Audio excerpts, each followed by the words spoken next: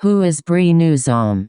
Bree Newsome is an artist and activist who seeks to end structural racism and violence against Black bodies. On June 27, 2015, 10 days after a white supremacist shot and killed 9 Black parishioners in a church in Charleston, South Carolina, Newsome climbed a flagpole at the South Carolina Capitol grounds to remove a Confederate battle flag. She was arrested for this and became the focus of media attention. A Christian, Newsome finds her faith provides her with both guidance and the strength to do her work. Early life. Born Brittany Ann Biurim Newsome in Durham, North Carolina in 1985, Newsome grew up in a diverse community in Columbia, Maryland. Her father was dean of the School of Divinity at Howard University. He later became president of the National Underground Railroad Freedom Center, and her mother was an educator.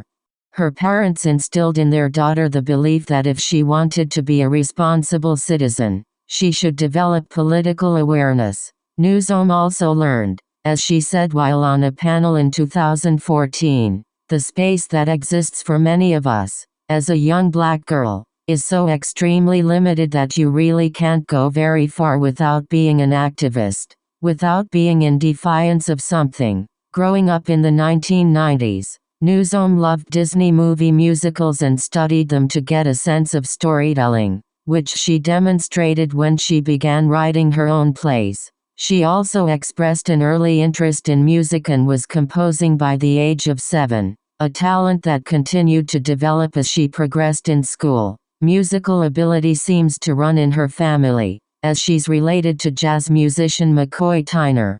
Education. When her school system instituted a gifted and talented program for advanced students, Newsome witnessed bigotry in action as she was one of just a few Black students in this group, and her educator mother had to push for access. Then going by Brittany, Newsome excelled at Oakland Mills High School, where her interests ranged from school musicals and choir to student politics. She was class president and became student body president her senior year. While in school she also made an animated short called The Three Princes of Idea. This resulted in a scholarship from the National Academy of Television Arts and Sciences. Newsome graduated in 2003. Newsome next became a film student at New York University's Tisch School of the Arts. There, she helmed an award-winning 20-minute short, Wake. While at Tisch she also created a PSA called Your Ballot, Your Voice to encourage young voters. It won the grand prize in a competition set up by her school and MTV. Artist and activist. Newsome considers herself to be both an artist and an activist, and has said that artists telling the truth about the world is itself a form of activism. After college, she became an artist in residence at Saatchi & Saatchi, a New York advertising agency. She also guest-taught high schoolers for a film program in the Bronx. Newsome played in a funk band called Powerhouse and writes songs, including ones that incorporate her interests in politics and activism. She created a popular rap video called Shake It Like an Etch-a-Sketch about Mitt Romney and his switch from a hard-right stance in the Republican presidential primary to a more moderate mean intended to woo voters in the 2012 election. Though Newsome marched with Occupy Wall Street, the death of Trayvon Martin, a Black teenager killed in 2012 while walking in his father's neighborhood, and the subsequent acquittal of George Zimmerman, with a claim of self-defense, in his 2013 trial spurred her to do more. Among other efforts, she went to Florida to demand justice for Trayvon, took part in marches and became active in the Black Lives Matter movement. Moral Monday arrest. Newsome was shocked when North Carolina's legislature sought to restrict access to voting, such as ID requirements that didn't accept student IDs and cutting back on early voting. In 2015, she said, "It was the attack on voting rights in North Carolina that activated me, and I moved from being a sideline supporter to an activist." In 2013 she joined with the Moral Monday movement in North Carolina, in which members of various groups came together to protest. In an attempt to confront Tom Tillis, then North Carolina's Speaker of the House, about the voter suppression measures being put into place. Newsome participated in a sit-in at his office. It ended with the group's arrest, which was Newsome's first takes down flag in South Carolina. Early in the morning on June 27, 2015, Newsome got into climbing gear at the South Carolina Capitol. Given word the coast was clear, she received a boost from a fellow activist and began ascending the 30-foot flagpole displaying the Confederate flag. Though police arrived at the scene, she successfully took the flag down, saying, "You come against me with hatred, oppression and violence. I come against you in the name of God.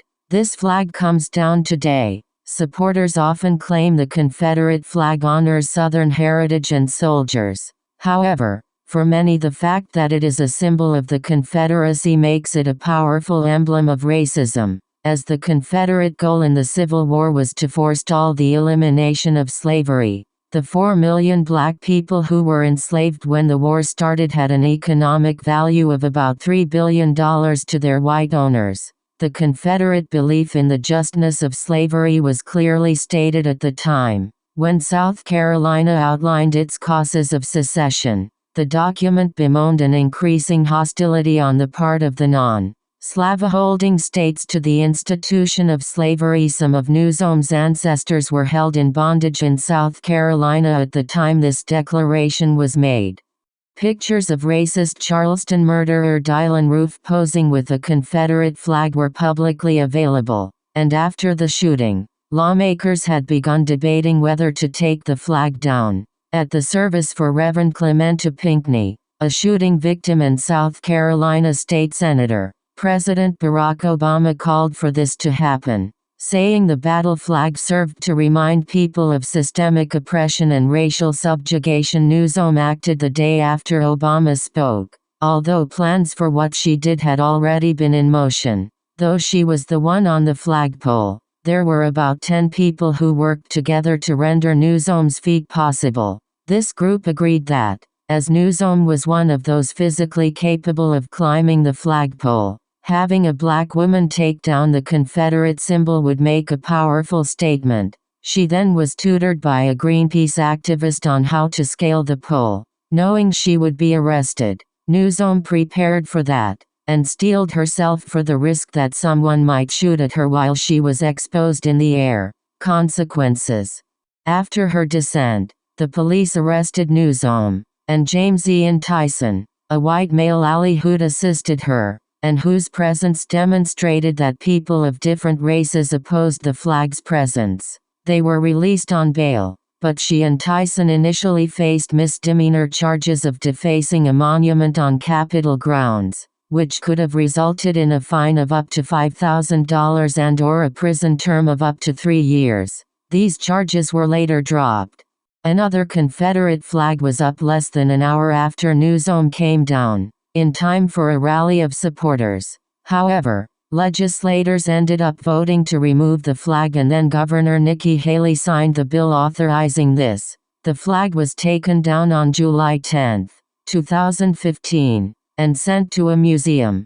The Confederate flag had been on display there since 1961. The official reason it went up was to commemorate the centennial of the start of the Civil War, but the flag remained aloft as the civil rights movement grew in strength. After objections, in 2000 it was moved away from the dome of South Carolina's State House and placed next to a soldier's monument. Newsome feels that what she and her group did helped push the government to finally remove the flag. Newsome's goal was to make a stand for racial justice and equality, but her climb also resulted in her becoming a public icon. Inspired by the image of her on the flagpole, artists portrayed her as a superhero. People donated to her defense and she gained numerous Twitter followers. Celebrities also voiced their support. Director Ava DuVernay tweeted, "Yes, I hope I get the call to direct the motion picture about a black superhero I admire. Her name is @Bree Newsome."